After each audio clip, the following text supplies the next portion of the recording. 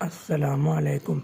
سیدۃ الحرہ اور ان کی پرتگالیوں کے خلاف جد و جہد، یہ واقعہ نفحۃ طیب الاستقصاء اور دا فارگوٹن کوئینز آف اسلام میں مفصلاً مذکور ہے۔ سیدۃ الحرہ ایک اندلسی مہاجر خاندان میں مراکش کے شہر شفشاون میں سن 1491 یا 1495 عیسوی میں پیدا ہوئیں۔ آپ کے والد علی بن رشید العلمی ایک اندلسی مہاجر تھے اور آپ کی والدہ زہرا فرنانڈیز بھی ایک اندلسی مہاجرہ ہی تھیں۔ آپ کا اصلی نام عائشہ بنت علی ہے اور آپ کا خاندان شفشاون کے رؤساء میں شمار ہوتا تھا۔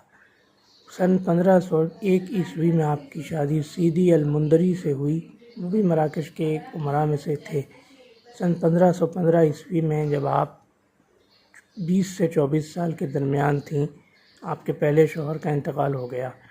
اس کے بعد آپ نے جو اپنے والد اور والدہ سے اندلسی مسلمانوں پر عیسائیوں کے مظالم جو سنے تھے، ان کی وجہ سے بچپن میں ایک عہد کیا تھا کہ وہ اندلسی عیسائیوں کو ان مظالم کی عبرتناک سزا دیں گی، یعنی مسلمانوں کا بدلہ لیں گی۔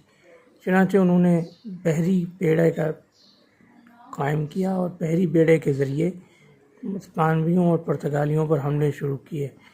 ان حملوں میں عثمانی امیر البحر خیر الدین باربروسا رحمہ اللہ نے ان کا بھرپور ساتھ دیا۔ یعنی ایک طرف خیر الدین پرتگالیوں اور اسپانویوں پر حملے کر رہے تھے اور دوسری طرف سیدۃ الحرہ کر رہی تھیں، تو ان دو طرفہ حملوں سے پرتگالیوں کا بہت نقصان ہوا۔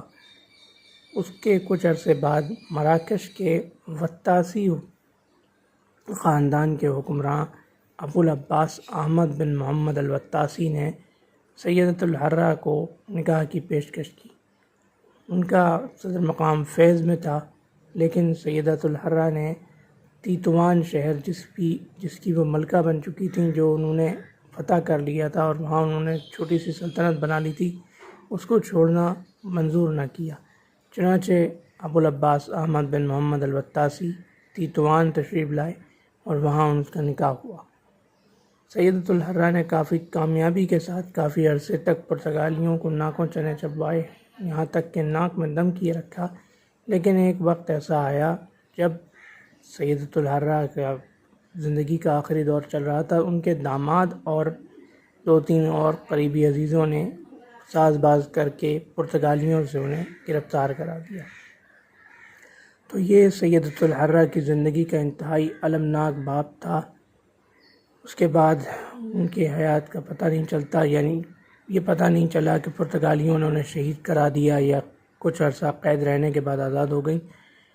انشاءاللہ اگلی ویڈیو میں ایسے ہی کسی اسلامی واقعے، قرآن شریف کی کسی آیت یا سورت کے شان نزول، کسی حدیث شریف یا کسی دعا کے ساتھ حاضر خدمت ہوں گے۔ اللہ حافظ۔